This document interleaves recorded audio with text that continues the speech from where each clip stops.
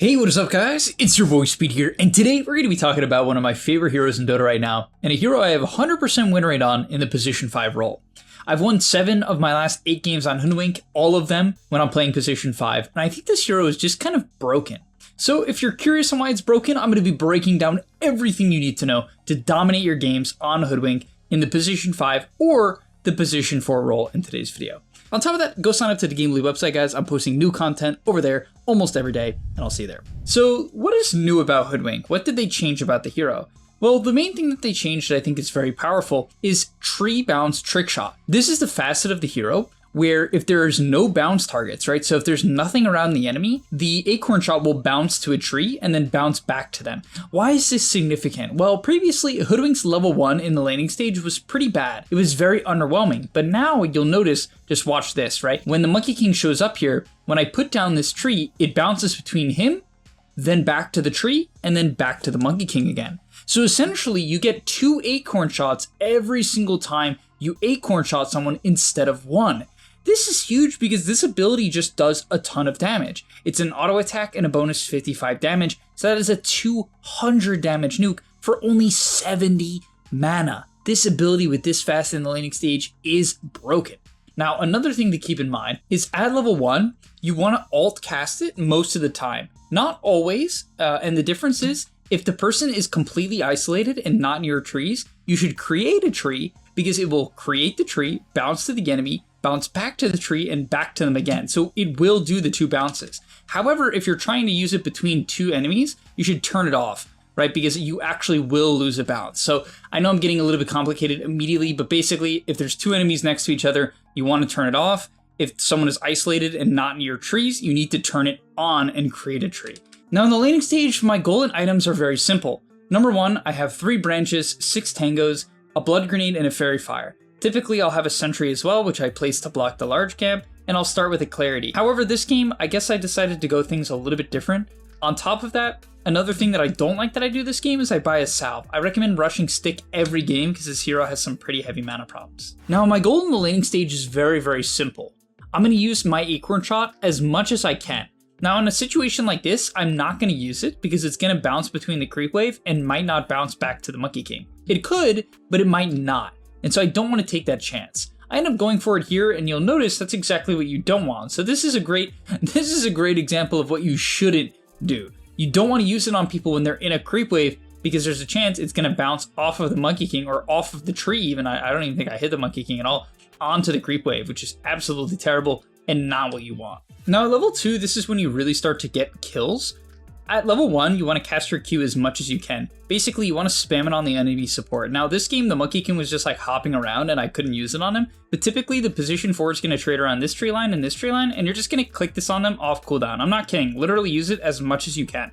Every single time you can, just use it. You want to get them low, so at level 2, you can get a kill, especially after popping a clarity. Now, in this lane, really love this here. We're able to find a go, and I can bounce the acorn between the range creep and the primal beast, and it does a ton of damage, and I mean a ton of damage. And before we move on more towards the mid game, I just want to show you an example of where I really get the acorn shot on the primal beast when he's isolated. So for instance, here he's running away, and at this point with level 2 acorn shot, which isn't even my skill build, most of the time what I like doing is taking the second point in bushwhack just so it does a bit more damage. Either's fine though. I think either skill build is like totally legit. But it bounces to him, it does 98 damage, it's going to bounce back to the tree and then back to him again doing 97 damage, right? And that's huge because this is a pretty tanky primal beast just hitting him with a 200 damage nuke that cost me very, very little mana, right? I mean, very little mana, and I'm going to pull afterwards, right? So you can just dominate your lanes by spamming this low mana broken ability. And this fast, it just makes it OP. Like, if I bump into the Monkey King here, I think I missed both my spells, but if I didn't, I would have easily done half his health. Now, my strategy for the majority of games, guys, honestly, is I try to stay in the lane for as long as possible. The reason why is this hero is really broken with levels. It's not that you can't roam. At level 4, you do a ton of damage. At level 5, you have the option to take Scurry and be really mobile. On top of that, something to keep in mind is the innate makes it where if you're close to a tree, if you're 275 range from a tree, you have a 15% chance to evade it and attack. Essentially, the attack will break the tree and not hit you, which is pretty cool. So this hero just has like built-in laning stage evasion, which is like really good actually, you know? It's just, this hero is just a good laner now because you have a laning facet and a laning innate. And previously, Hoodwink's laning was bad. So now it's really good, and the hero's mid-game is incredible. So it's just a really OP hero in my opinion. Now at level 5, as this fight breaks out, this guy goes on me, but I'm really tanky. I have a wand, I have a lotus, I had a fairy fire, really, really tanky. At level 5, I recommend almost every game taking Scurry. I actually think the value point in Scurry is just OP.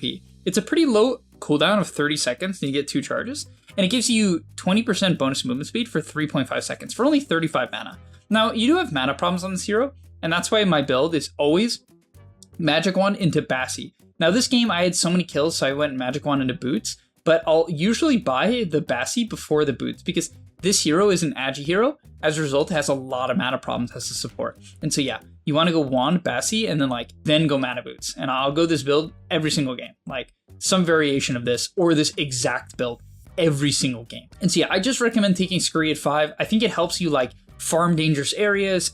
For instance, let's say you want to collapse on mid, you want to sneak up on this guy, you can run through the tree line and really close the gap. You know what I mean? You can come from here and sprint from here to here, really take a fast path and collapse on the mid. If you gate to the enemy and you want to wrap on them, you can run through the tree line very quickly and close the gap. You know what I mean? It just gives you a lot of good angles and for attack, and it gives you a lot of good angles and safety routes for defensive towers and just farming an area in general, right? So yeah, as I was saying, I like to sit in my lane. And then at level 6, your hero is just OP. Now, if you don't understand Hoodwink ulti, it's very simple, very, very simple. Basically, you channel it, and after 3 seconds, you get the max damage, which is 550 at level 1, which is an insane number, and then it slows them too. So right here, the combo, you want to turn on the acorn shot.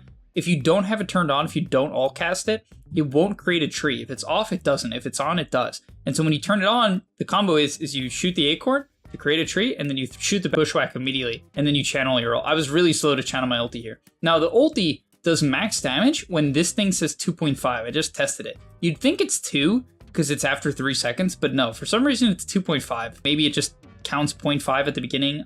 It's kind of weird, but once the clock above your head says 2.5, you're going to deal 550 damage, which just explodes people in the early game. And it's on a very low 45-second cooldown, so you should absolutely use it just on any target. It could be an 100 HP support, a full HP tank. If your team is poking someone or going on someone, just use the ult. Just use it. Do not save this at all. Now, my favorite part about Hoodwink as a support is the farming capabilities. Once you have Mana Boots, you can farm, because this hero's abilities naturally kill creep waves. You don't one-shot creep waves, especially if you take a point in Scurry. You're never going to one-shot the wave, but you'll see that with the combo there, you close to one-shot it, right? You kill the majority of the creeps, and that's awesome, right? It just allows you as a support to have a game plan, to have gameplay, even when your team is kind of AFK. Right, I'm still going to look to join fights. For instance, here I was going to side pull the large camp, but my team was getting gone on, so I shifted over and I tried to help. Whatever, we take some bad fight, it is what it is. But then when things aren't happening, or I don't feel like I want things to happen, I don't want to pop a smoke, I don't see an angle to kill, I'll side pull, I'll farm up the large camp, I'll farm up a creep wave, because you just farm. And if you get ganked, well, my item build is almost always Atos +1 raindrops. So I am stupid tanky plus one of the HP neutral items, shovel, jelly, bubble, seeds. How did I forget seeds? Any of these, and I'm just going to be untouchable on the ganks. And so I take a lot of very dangerous farm, very dangerous areas, and I'm happy to do that. For instance, here, I actually think I do die here, but this is kind of an example of being able to bait. So I even messed up. The mess up is that if people are close, you don't want to use your nukes to farm, right?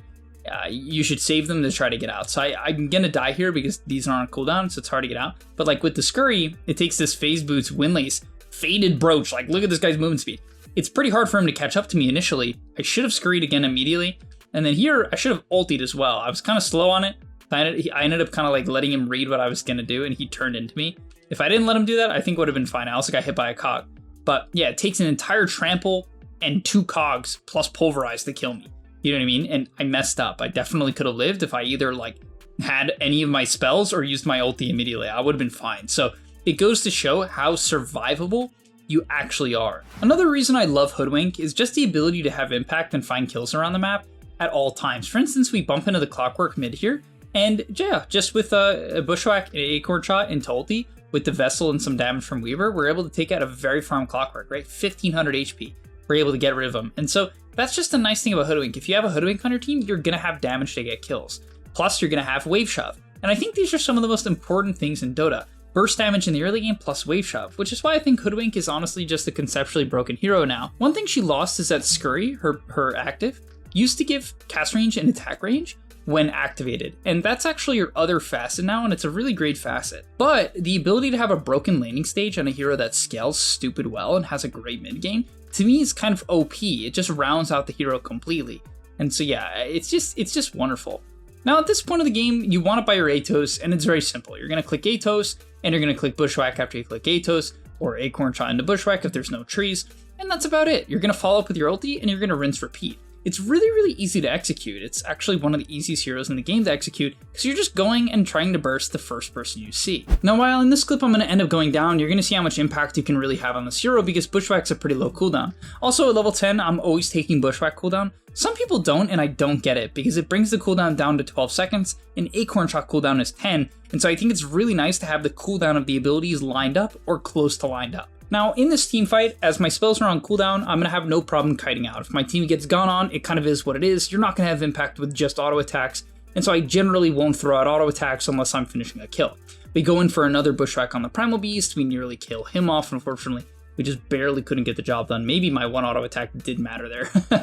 I guess I should have hit this guy. We go on the AM with the Acorn Shot, do a little bit of damage, wasn't anything crazy, and we end up getting chased down. I didn't expect the AM to blink in like this, but he did. It really caught me off guard, but this is why Hoodwink can be so annoying. With my Scurry, I'm able to get around the tree line, and now they have to chase me in some kind of weird way. I pop my wand, I hit a Bushwhack onto the AM, and unfortunately I'm getting chased by a billion heroes, but I would have had another Acorn Shot and another Scurry, and yeah, the Primal Beast, funny enough, does die trying to kill me. And so you can see how annoying you actually are. 3 stuns, 3 Acorn Shots, multiple Atoses, and ulti. You know what I mean? I'm scurrying through the trees when I get gone on. This hero is just so annoying. All right, and this is just the best part of here. I just love nuking Kree waves. I don't know, there's something just so satisfying about killing waves, and I don't even have my Gleipnir yet, because the most broken item on this hero, by far, is Gleipnir. Reason being is Atos is OP, this hero kind of needs catch, which sounds funny because you have a stun, but it's like unreliable, so the Atos makes your thing reliable, and it builds in a Gleipnir, which gives you an AoE root, which sets up for your AoE stun, right? And it's so practical because if you catch 2 enemies in it, it does damage. Yeah, I just love nuking creep waves, and unfortunately without Maelstrom, once again, you don't one-shot the waves, but it's pretty close, and you just don't die even if they gank you. You know, most of the time you'll just live. So it's just so practical, so convenient. As we set up on the clockwork here, just a cute little combo, quick little combo, pop our salve from our shovel, walking around the map, we set up on top here. I think I catch the Monkey King. Yeah, I bushwhack the Monkey King here, set up with the Acorn Shot into the ulti, blast him down. You want to charge it a little bit, as I said. You need to get it down to 2.5 seconds. If you do that, then you'll do the max damage, and it just pops. At this point, it does 900 damage. And we're going to finish our Gleipnir, and this is where the hero truly gets fun, because now you one-shot neutrals, you one-shot waves, and you have the ability, if the enemy clumps up, to basically solo kill 2 heroes. And if you think I'm kidding, I'm really not. You can basically kill 2 heroes at the same time if you find the right angle. And now coming up here, this is kind of an example of this. I mean, unfortunately there's a creep wave, because if there's a creep wave, the Acorn Shot will bounce to the creep wave and you lose a lot of damage. If you find 2 heroes, you just annihilate. Like I lead in, I didn't even pop my Gleipnir, but it hits the Monkey King, and you can see he goes from full health, a couple of Maelstrom procs, and boom, look how low he is. I mean, he just gets blasted. Then we drop our ult on the AM, like do a ton of damage to him. I mean, this hero just chunks, and you scale like a beast. Like this Monkey King's running in like a psycho. Unfortunately, I couldn't clean it up. I was a little afraid of the Anti-Mage. And here, look at the insane impact. So in my mind, I remember while I was playing this game, I was thinking one very simple thing to myself. I was thinking, if anyone shows up in Gleipnir range, I'm just going on them. Because I know that the Anti-Mage wants to split push, right? This guy doesn't want to defend. Even though he's against Medusa, he's like not ready yet. He wasn't having some insane game. He's pretty farm, but he's not truly ready. He kind of needs Butterfly. Like he only has 1800 health. I nearly can kill him. You know what I mean? And so I knew that if someone showed up, I would go on them. And the nice thing is, like this game, this guy buys a Lotus, so he can't get swapped, which is pretty funny because it doesn't do anything against me if he uses it, right? I could still Gleipnir him and I could still stun him. So we go in with the Gleipnir and we combo him. I knew if someone walked up, I'd go. And look at that. Boom, I do so much damage. That was not almost all me. I mean, there was some nukes there. There was like Conda track and such, but so much damage and easy long range control. And that's why I don't even really feel like you need the cast range facet, right? While it used to feel really good in the past, don't get me wrong, you just don't need it. And for instance here, if I find a 2-mana root, it's going to force the Zeus to Yules, right? So this guy has to use his Yules, which sucks because now he just is going to get tracked, or if he gets Spirit Vesseled, he's stuck or slowed, whatever it is. And it actually connects onto the Primal. We root him up. Acorn Shot does a good amount of damage to him. We get him low. Right? I mean, just so much damage. Sets up for the Venge to finish him off. Obviously, we shot our ulti as well. I got gone on by Monkey King, but we just walk it off because we're really, really tanky. I got Gossamer's Cape, I got my Innate. We set up for another Bushwhack on the AM, kill him. And yeah, we're just having some absurd amount of impact. And it's just awesome too because your talents are really insane. You have Acorn Shot bounces at 15. So it makes your Q even stronger, better for wave shove, better for killing. You have Armor Corruption at 20. Don't take the other one sucks. Armor Corruption, which makes the Acorn Shot do more damage because it's physical. And at 25, you take Acorn Shot charges. And then you just do so much damage because this spell is insane. You buy Gleipnir. I have a couple builds. I like Aether because it increases the cast range of Acorn Shot and Bushwhack. So plus Gleipnir, so it lets you do the setup from further away, kind of like old Hoodwink. Or I'll go Force Staff like this game just because of Monkey King Wukong, maybe like Cogs. I'll go Glimmer just so I have some magic resist because I'm already really tanky. And I have physical, like I live against physical because of the innate and just because of like Scurry kiting around trees. Or you can just go straight Daedalus because this hero just does an obscene amount of damage with physical damage, especially when you hit level 20 and 25, you know, so you can even go Daedalus or Deso and just destroy people with Acorn Shot, and it's super legit. You can just play as another scaling core. And I don't know exactly what these guys were doing, but another force on the Yules on Zeus. I even think I could have probably baited it there, but it's just easy light work at this point. All right, and that's going to be all for today's video. Hopefully you guys enjoyed. Hopefully I inspire you to play a little bit of Hoodwink. Just remember, once you have Maelstrom, which you actually can rush, but I recommend buying Atos in like 80 to 90% of games. I just think that like the control with this hero and the HP you get and the mana pool is so convenient. Like everything that Atos gives you is so good on this hero. So personally, I would buy Atos in almost every game. I think the Maelstrom's kind of cool. It's like the 1v9 build because once you have maxed out Q in a Maelstrom, you can one-shot creep camps and waves. But I think it's a little greedy. Like in your average game, just have the fighting build, have the wave push build, because like having the tank ability, the Atos for defensive purposes, even catching people on waves, like whatever it is just so nice. So yeah, thank you guys so much for watching. I'll see you in the next one, and I'm out. And that's all, but remember, before you leave, come on, before you tune out, subscribe to the GameLeap website where we are going to help you get to the next rank. If you're stuck, click the link down below, and I'm out. Peace.